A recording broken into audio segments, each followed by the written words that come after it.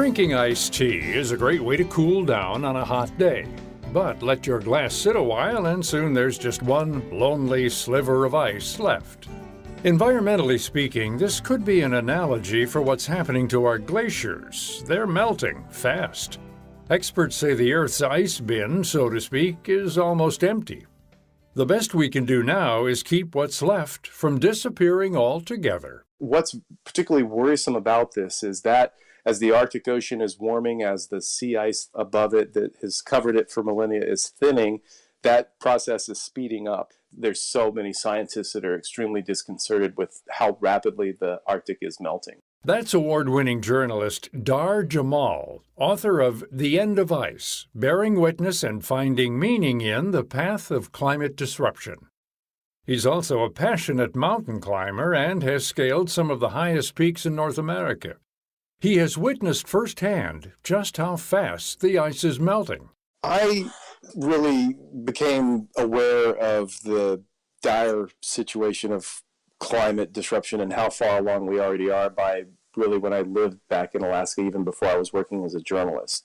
That happened to me because I was doing a whole lot of mountain climbing up there. And I start the book with a crevasse fall during a climb I was on in 2003 and literally punched through a snow bridge that I didn't know I was on and fell into a crevasse fall rope to a partner and was hanging in there. And it was a situation where the circumstances dictated that I had to basically, instead of trying to climb up the rope myself, which you usually would do, to wait for assistance from another rope team that was with us because I had essentially pulled my partner to the very edge of the crevasse and we couldn't get in an additional anchor. Jamail was terrified, of course, so to remain calm, he meditated on the ancient blue ice before him.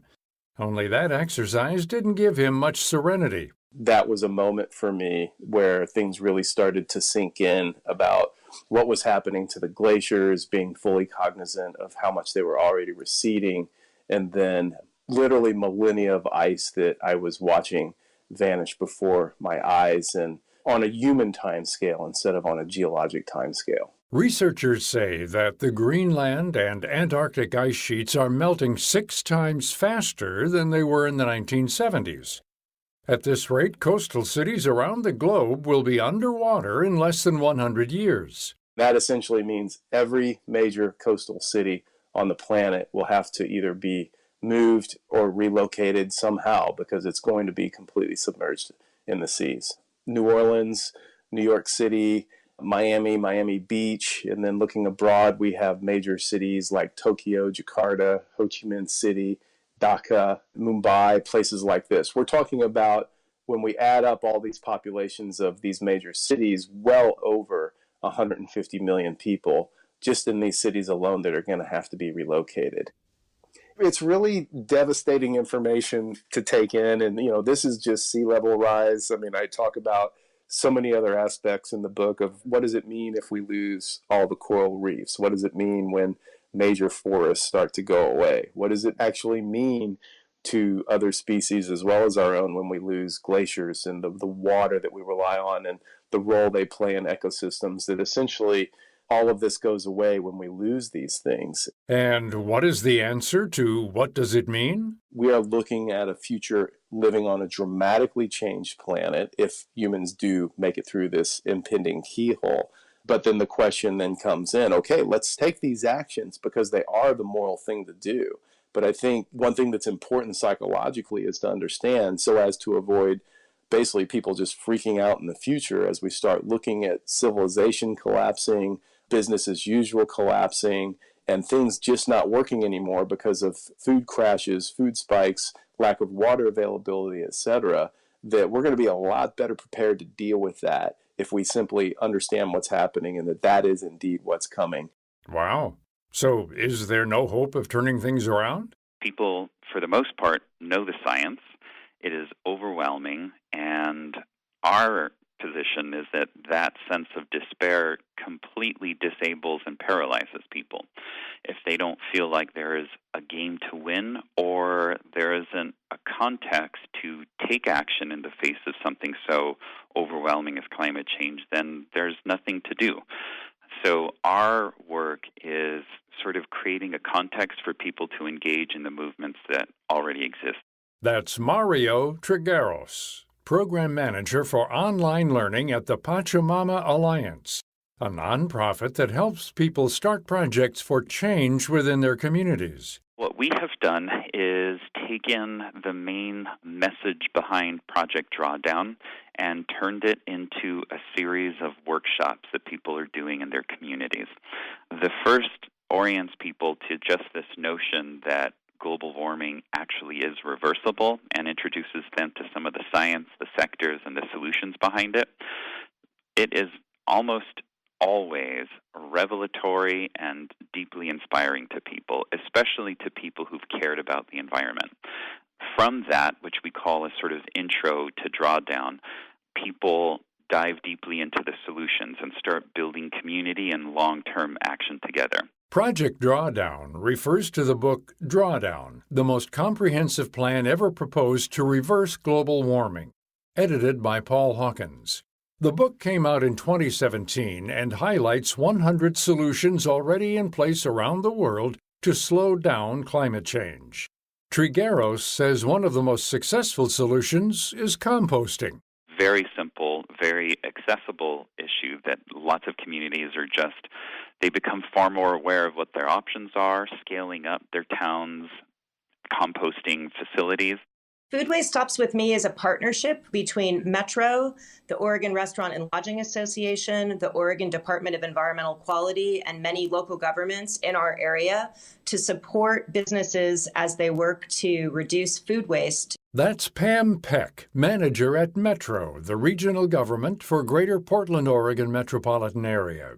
Already about 1,400 restaurants and other types of food businesses in our area that already participate in these programs. And they find it to be fairly easy once they get going on it. And Foodway Stops With Me has a whole set of resources to help businesses switch over. And really the reason we're doing this is because 20% of what we put in the trash is food, at least in our area.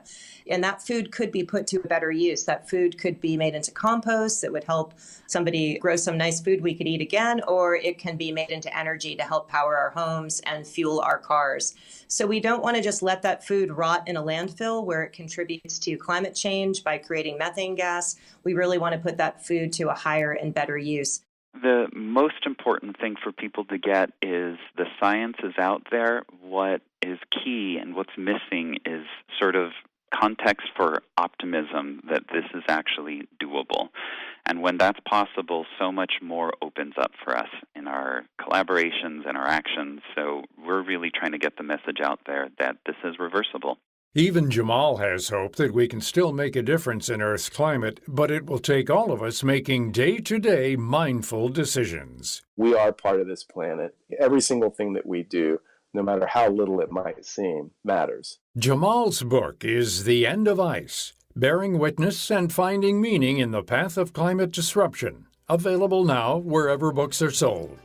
You can learn more about all of our guests, the Pachamama Alliance, and Foodway Stops With Me by visiting our website at viewpointsonline.net.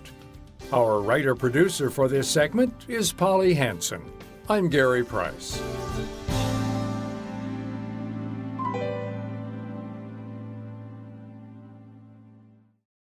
May is American Stroke Month, and while not all strokes can be prevented, up to 80%, including recurrent strokes, may be, with a few changes, like not smoking, eating healthfully, being physically active, and maintaining a healthy weight. People who've survived one stroke are at a higher risk of having another, according to Dr. Mitchell Elkind of Columbia University. About 1 in every 4 stroke survivors will have another one. The best way to reduce your stroke risk is to live a healthy lifestyle and work with your doctor on a prevention plan. Also, ask your doctor if a daily aspirin or other medications for secondary stroke prevention are right for you. More than 116 million people in the U.S. have high blood pressure, and fewer than half have it under control, putting them at increased stroke risk. Nothing causes more strokes than uncontrolled high blood pressure. Learn more at strokeassociation.org/stroke month. Since World War I, more than 645,000 service members have given their lives in defense of our freedom. On Memorial Day, we pause to honor these men and women who made the ultimate sacrifice. Join USAA this Memorial Day weekend in paying tribute to these heroes by dedicating a poppy, the enduring symbol of remembrance for the fallen, at poppyinmemory.com.